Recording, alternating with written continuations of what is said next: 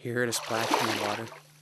His heart started to race as he felt the stronger presence of the shapeshifter. Never forget the old ways. I think of a bunch of stories that my elders told me, and the otter one comes up. There's a lot of supernatural stuff that happens, and if you're open to it, then you can see it. This story has been passed on from generation to generation. This is the otter story. Gawats. One day a young boy was being disrespectful to his parents and elders. This happened for about a month. Till one day he decided he'd had enough and took off on his own. I remember as a teenager, there was always a time where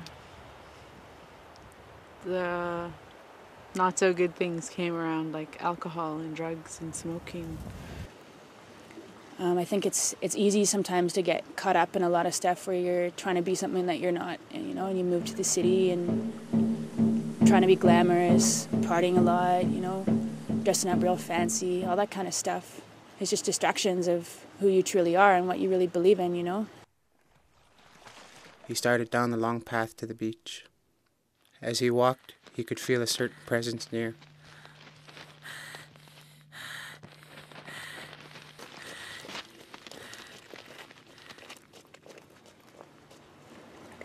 I think about how we're often drawn into our own desires through kind of illusions we create for ourselves.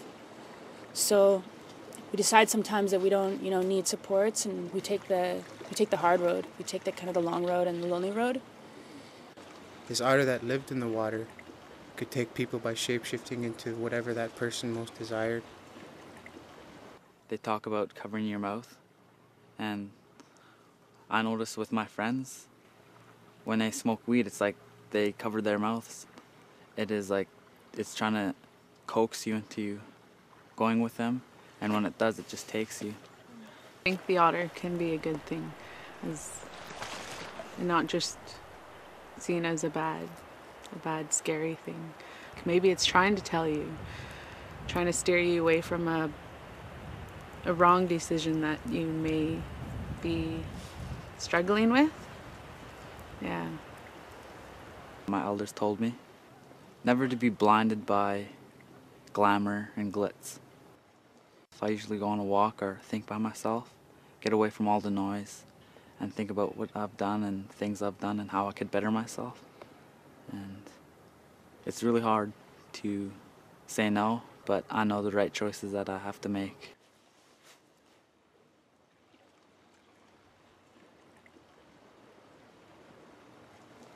So you think about the otter taking you down into the sea world or taking you into the other world.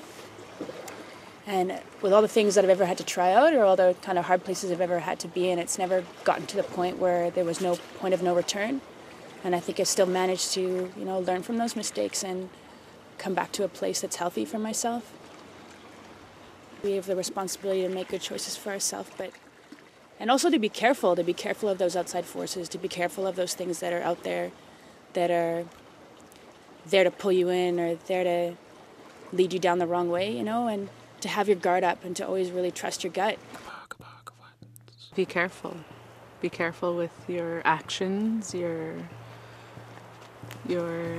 feelings towards yourself and to others. To your elders, especially your parents, because they create you as an individual, they prune you from a baby. There's a reason why. There's a reason why that this story, this myth is still with us today.